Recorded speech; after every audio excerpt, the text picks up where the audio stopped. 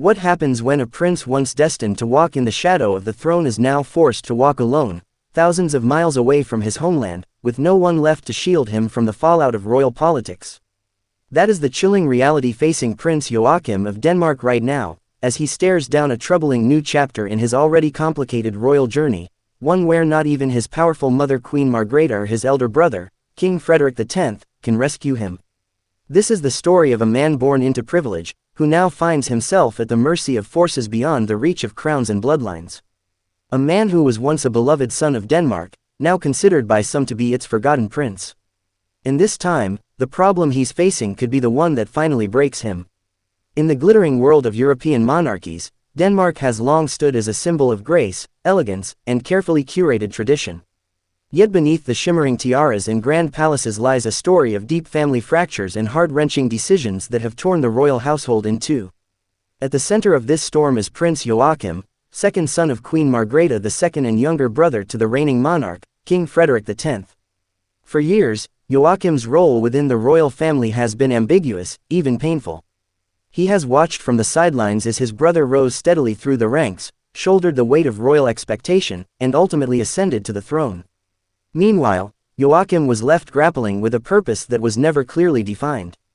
But things took a dramatic turn in 2022 when Queen Margrethe announced her decision to strip Joachim's 4 children of their royal titles. The official explanation was that the decision was meant to streamline the monarchy for the modern age. But to Prince Joachim and his family, it was a bitter and deeply personal blow. The announcement blindsided him, and though he spoke calmly to the press at the time, there was no mistaking the heartbreak in his eyes or the quiet fury in his voice. In his words, "We are all very sad. It's never fun to see your children being mistreated like that." His wife, Princess Marie, stood by him, her support unwavering, but her pain equally visible. The royal couple, who had already relocated from Denmark to Paris for diplomatic duties, found themselves further distanced from the royal core. And that physical and emotional distance has only grown since then. Now, with King Frederik's reign fully underway following Queen Margrethe's historic abdication in early 2024, there was a faint hope that wounds might begin to heal.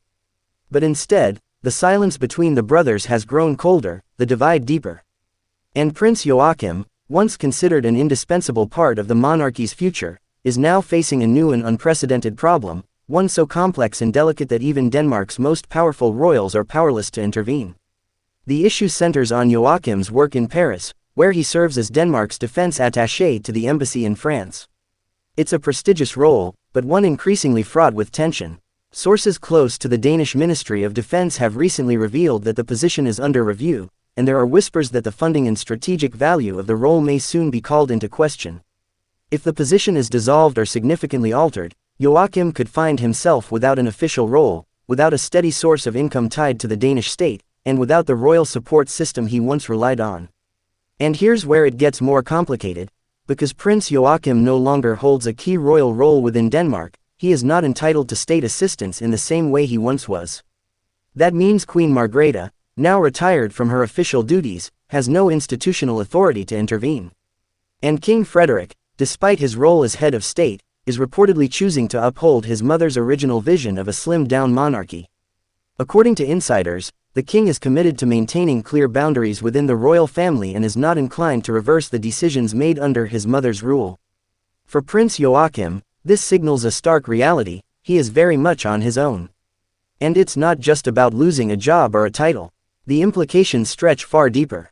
The role in Paris was one of the last remaining bridges tying Joachim to his homeland.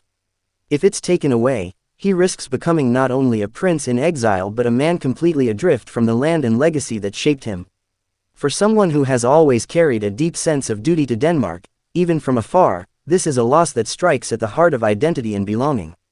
Sources close to the family have suggested that Prince Joachim is exploring other options, perhaps roles in international diplomacy or security consultancy. But none of these come with the prestige, security, or symbolic importance that his current role offers.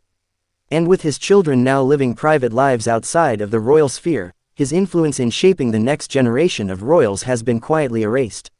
It's as though history is being rewritten in real time, and Prince Joachim's chapter is being quietly folded away. What makes this situation particularly heartbreaking is the personal cost it has exacted on Joachim's mental and emotional well-being. Friends and former colleagues describe a man who is deeply proud but visibly weary. A man who has spent his life navigating the impossible balance between loyalty to his family and a yearning to carve out his own destiny.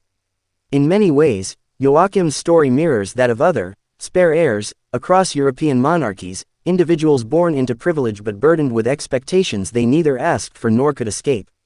And like Prince Harry in the British royal family, Joachim has often found himself at odds with tradition, protocol, and even his own kin.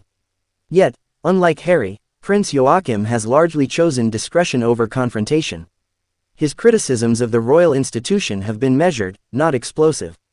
His public appearances, though rare, are marked by grace and quiet dignity. He has not written a memoir, staged interviews, or waged a media campaign. Instead, he has tried to keep his head down, serve his country abroad, and protect his family from the harsh spotlight of royal scandal. And still, it seems, that has not been enough to safeguard his position. What's particularly troubling is the silence from Copenhagen. Neither Queen Margrethe nor King Frederik have issued any public statements in support of Joachim's role in Paris or addressed the speculation surrounding its future. Royal watchers believe this silence speaks volumes. It suggests a quiet but firm detachment from the prince's affairs. And while insiders insist that family ties remain intact behind closed doors, the lack of visible support is telling. Even among the Danish public, opinions are divided. Some believe Prince Joachim has been treated unfairly, that he has given years of loyal service and deserves a more dignified place within the royal framework. Others argue that the monarchy must evolve, and that emotional attachments cannot get in the way of necessary reforms. But there is no denying that something has been lost, a sense of unity, perhaps, or the illusion that royal blood guarantees royal security. It's also worth remembering that Queen Margrethe's decision to strip titles from Joachim's children did not come out of nowhere.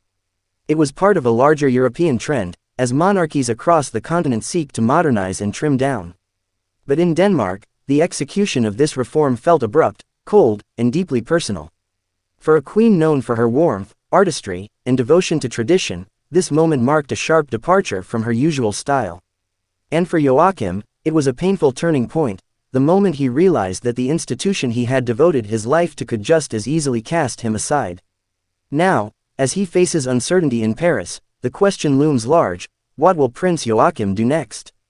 Will he find a new role that allows him to serve with dignity and purpose? Will he return to Denmark in some unofficial capacity, or will he continue to live in quiet exile, his story slowly fading from public memory? His wife, Princess Marie, remains his closest ally, an intelligent, articulate, and fiercely loyal partner who has stood by him through every royal storm. But even her influence has limits, especially in a royal court where bloodlines carry more weight than marriage vows. And while Joachim's older children from his first marriage remain in Denmark, the emotional distance between them and the royal core is unmistakable. This is not the picture of a united royal family, it is a portrait of quiet fragmentation, painted in soft silences and unspoken pain. If there is any hope for reconciliation, it lies not in grand gestures but in quiet acts of compassion, phone calls, private visits, the kind of familial bridge building that never makes headlines.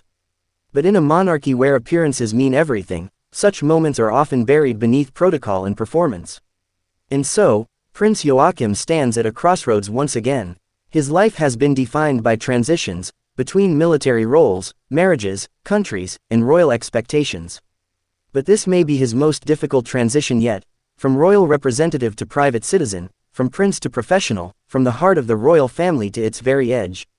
In this quiet but monumental shift, we are witnessing more than just a career change. We are watching the slow unraveling of a royal identity, a man caught between two worlds, two destinies, and no easy way forward. For all the palaces, titles, and traditions, the pain of being sidelined is profoundly human. And now, as the world watches in silence, the question remains: how much more can Prince Joachim endure before he finally breaks away for good? So, what do you think? Should Prince Joachim fight to stay tied to the monarchy, or should he embrace a new life entirely beyond royal borders?